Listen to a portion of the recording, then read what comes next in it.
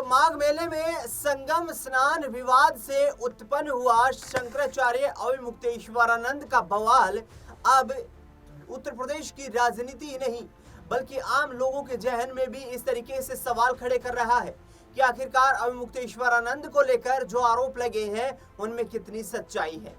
दरअसल बता दें आपको कि जो मेडिकल रिपोर्ट सामने आई बटुकों के साथ जो यौन उत्पीड़न का मामला है, उस रिपोर्ट ने सबको हैरान कर दिया। मेडिकल रिपोर्ट में जो जानकारी सामने आई स्वामी अविमुक्तेश्वरानंद सरस्वती को लेकर वो ये थी कि बटुकों के साथ यौन उत्पीड़न हुआ है। इसके साथ साथ मेडिकल रिपोर्ट में यह भी खुलासा किया गया कि अविमुक्तेश्वरानंद के जो विद्यापीठ है उसमें जिन बटुकों को वहां पर शिक्षा दीक्षा दी जाती है उनके साथ जबरन भी यौन उत्पीड़न करने जैसे कृत्य को अंजाम देने का प्रयास किया गया। ऐसे में अविमुक्तेश्वरानंद पूरी तरह बैकफुट पर है। अविमुक्तेश्वरानंद पर गिरफ्तारी की तलवार लटक रही है। अविमुक्तेश्वरानंद को लेकर गंभीर सवाल खड़े हो रहे हैं। मुकुंदानंद पर भी गंभीर आरोप लगे हैं। ऐसे में क्या आगामी वक्त में अविमुक्तेश्वरानंद को अब जेल की सलाखों के पीछे ही जाना पड़ेगा, ये सबसे बड़ा प्रश्न है। लेकिन अविमुक्तेश्वरानंद पर लगे आरोप, उनके खिलाफ दर्ज हुई एफआईआर, बटुकों की मेडिकल रिपोर्ट और इसके साथ साथ यूपी प्रशासन की जांच से आगे एक और बड़ी खबर सामने आई है।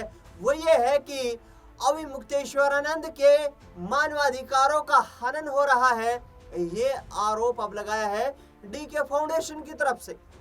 DK foundation justice and social justice का जो एक मंच है, जो अपने आप को अंतर्राष्ट्रीय मानकों का मंच बताते हैं, उन्होंने स्वामी अविमुक्तेश्वरानंद को लेकर एनएचआरसी यानी कि नेशनल ह्यूमन राइट्स कमीशन में अपील की है और अविमुक्तेश्वरानंद के मानवाधिकारों के हनन का आरोप लगा दिया है। दरअसल डीके फाउंडेशन के जो डायरेक्टर हैं दानिश खान, उनका एक बड़ा बयान सामने आया है जिसमें उन्होंने अविमुक्तेश्वरानंद को लेकर के कुछ बड़ी बातें कही है। आपको बताऊं क्या कुछ कहा है डीके फाउंडेशन के यहाँ पर डायरेक्टर ने। फ्रीडम और जस्टिस के मामले में डीके फाउंडेशन लगातार काम कर रहा है। डीके फाउंडेशन और फ्रीडम एंड जस्टिस सभी धर्मों के मानवीय जीवन की रक्षा के लिए कार्य करता है। हमारे ऊपर लगाए गए सभी आरोप निराधार हैं। हम मानवाधिकार के अंतर्राष्ट्रीय कानून के हिसाब से काम करते हैं और सभी धर्मों का सम्मान करते हैं। किसी पाखंडी के आरोप लगाने से हम गलत नहीं हो सकते। भारत सरकार ने ऑर्गेनाइजेशन को मान्यता दी है। जिस तरह हम पर आरोप लगाए जा रहे हैं, ये साफ दर्शाता है कि मानसिकता किसकी खराब है।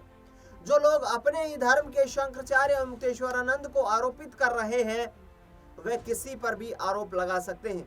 आरोप लगाने वालों ने धर्म का चोला तो सिर्फ नाम के लिए पहना हुआ है। दरअसल वे सत्ता के एजेंट हैं और उकसाने व गलत फंसाने के लिए धर्म की आड़ में कार्य करते हुए नजर आते हैं। ऐसे में डीके फाउंडेशन के जो डायरेक्टर हैं दानिश खान, उन्होंने ये तमाम बातें कही हैं जिसमें उन्होंने कहा कि हम मानवाधिकारों को लेकर के लड़ाई लड़ते रहेंगे। भारत सरकार से हमें मान्यता प्राप्त है। शंकराचार्य को उन्हीं के धर्म के लोग फंसा रहे हैं। ये बातें दानिश खान कह रहे हैं, जो कि डीके फाउंडेशन के डायरेक्टर हैं। ऐसे में अब आने वाले वक्त में यह देखना बेहद दिलचस्प होगा कि अविमुक्तेश्वरानंद को क्या कोर्ट से अग्रिम राहत मिल पाती है। सबसे बड़ा सवाल है।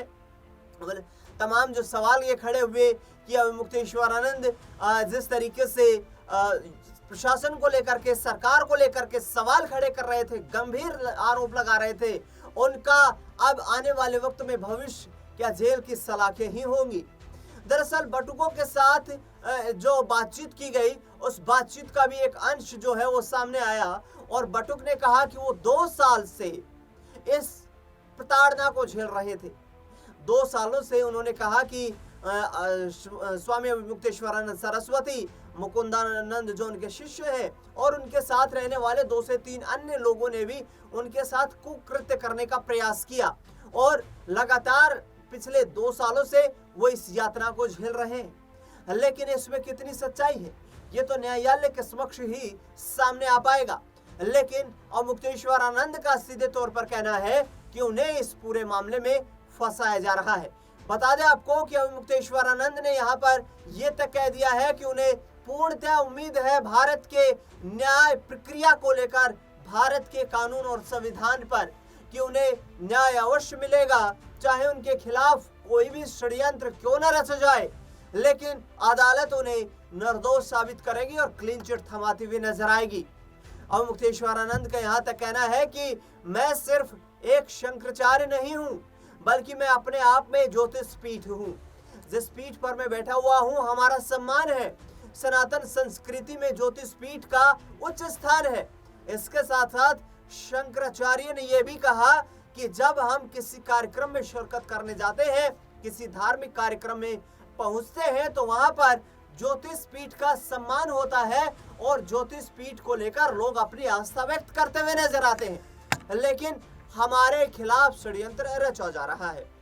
दरअसल जिस तरीके से शंकराचार्य ने गंभीर आरोप लगाए थे, उसके बाद ये जो मामला सामने आया, प्रयागराज कमिश्नरेट के तहत झूसी पुलिस कोतवाली में ये मामला जो है ये दर्ज किया गया। पोक्सो कोर्ट ने आदेश दिया, तमाम सबूतों के आधार पर पुलिस को ये निर्देश दिया गया कि एफआईआर दर्ज की जाए। उसके बाद पुलिस ने कार्रवाई करते हुए इस एफआईआर को दर्ज किया। अब मुक्तेश्वरानंद पर फिलहाल बता दें आपको कि तलवार लटकती हुई नजर आ रही है। यहाँ तक कि कुछ लोग ये भी कहते हुए नजर आते हैं कि कुछ लोग स्वामी अवमुक्तेश्वरानंद की आड़ लेकर अपनी राजनीतिक रोटियां सेकने की कोशिश कर रहे हैं। अखिलेश यादव ने बीते दिनों सीधे तौर पर अवमुक्तेश्वरानंद को अपना समर्थन दिया और राजनीतिक रोटियां सेकने की बात कहते हुए यहाँ पर अवमुक्तेश्वरानंद सरस्वती पर उनके विरोधी जो हैं वो गंभीर आरोप लगाते हुए नजर आ रहे हैं। अखिलेश यादव ने सीधे तौर पर कहा था कि सनातन की संस्कृति में ऐसा कभी नहीं हुआ कि किसी शंकराचार्य को संगम के पवित्र तट पर स्नान करने से रोका जाए। पहली बार ही ऐसा हुआ है इस सरकार में कि शंकराचार्य को स्नान करने से रोका गया।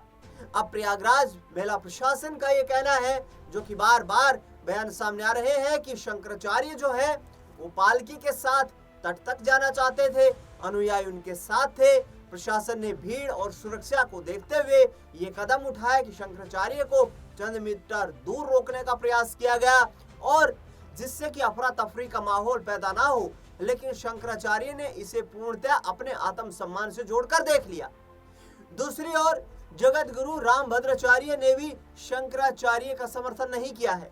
रामभद्राचार्य ने सीधे तौर पर कहा है कि यदि प्रशासन ने सुरक्षा व्यवस्था को देखते हुए, यदि प्रशासन ने वहां संगम तट पर आम लोगों में अफरा तफरी ना मचे, श्रद्धालुओं में अफरा तफरी ना मचे, इसको रोकने को लेकर ये कदम उठाया था, तो शंकराचार्य को इस कदम का सम्मान करना चाहिए था, ना कि इस तरीके से प्रशासन की कार्यशैली पर सवाल खड़े करने चाहिए थे।